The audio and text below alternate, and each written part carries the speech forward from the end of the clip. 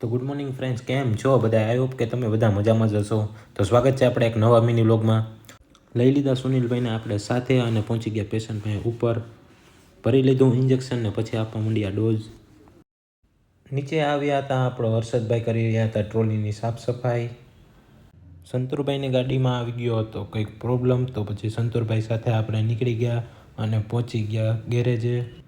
ગેરેજેથી ગાડી રિપેર કરાવીને પછી અમે પહોંચી ગયા પાછા મારા ફ્રેન્ડની દુકાને, કેમ કે આજે ત્યાં હતું કરવાનું એક કોમેડી રીલનું શૂટિંગ.